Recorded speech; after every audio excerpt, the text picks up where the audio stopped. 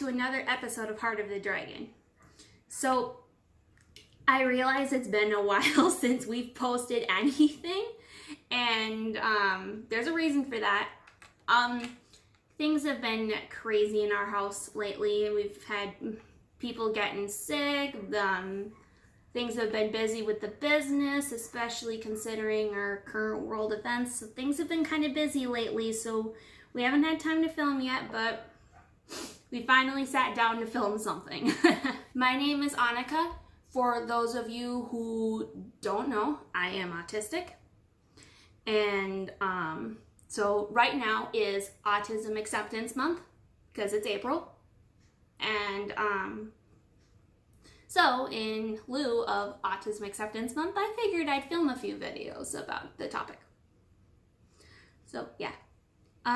Today I wanted to give an easy explanation for what autism is. So, because according to the DSM-5, you must nail these diagnostic criteria. A, persistent deficits in social communication and social interaction across multiple contexts. There's a list of those, but I don't want to bore you guys. B, restricted repetitive patterns of behavior, interests, or activities.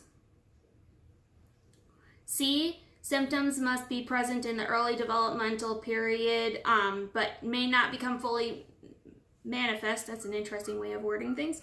But may not become fully manifest until social demands exceed limited capacities or may be masked by learned strategies in later life. D, symptoms cause clinically significant impairment in social, occupational, or other important areas of current functioning. And E, these disturbances are not better explained by intellectual disability, intellectual developmental disorder, or global developmental delay. Intellectual disability and autism spectrum disorder frequently co-occur to make comorbid diagnosis of autism spectrum disorder and intellectual disability. Social communication should be below that expected level for general developmental level. So, I don't want to completely discredit the DSM-5 because it was written by experts, but there's two things with that. Number one, that explanation contained a lot, like some misconceptions, and it honestly hurt to read that description of me out loud. I'm going to be honest, and I'm not saying they're not experts or anything like that, or that you shouldn't listen to them. I'm just saying, like, for starters, that had some misconceptions in it. And for another, that was filled with a lot of scientific jargon and like top of the level language. So for the everyday Joe, that may be difficult to understand, or for lack of better words, boring. So I figured I would film a video with a more layman's way of explaining things. So I grabbed a whiteboard. If mom films this, you're gonna see it upside down. But when I explain what autism is, I like to tell them that it means that my brain works in a different way. Like, my brain communicates with my body and things process in my brain differently than the brain of a neurotypical. A neurotypical is a person without autism or other, like a person without autism or other conditions that may affect the way the brain works. Just a quick definition. So we're gonna label this diagram for them as NT, and for an autistic brain as ND. And I know this is upside down, I'm sorry, but here we go. So when I say this, a neurotypical brain may work like it may process something like this. So here we have point A, then we have A, B, C, D, trying to keep this so that maybe you guys can kind of see this, E, and then back to A. So let me show you what I just drew. This may be a basic, like, shape-like analogy to how a neurotypical brain might work. Now, an autistic brain does things a little differently. An autistic brain may go A, B, C,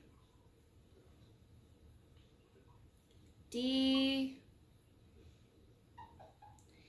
E, then back to A. Now you'll notice that these two shapes both have 5 points, and neither one of them are more or less efficient or effective than the other. Neither one of them is a better or worse shape than the other. However, that is a pentagon and that is a star. They're different. They work differently. And if we try to like fit them in places, a pentagon won't work the way a star will, and a star won't work the way a pentagon will.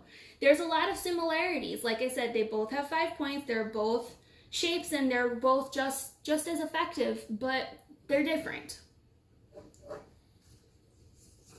In the same way, a brain with autism is just as effective as a brain without. There's nothing that makes one brain better or worse than the other. They just happen to work differently. They're different. They process things differently. They look at the world differently. They're different. And yeah, they're still brains and they're still inside human bodies, but they do things a little differently. And that's my best layman's explanation for what autism is.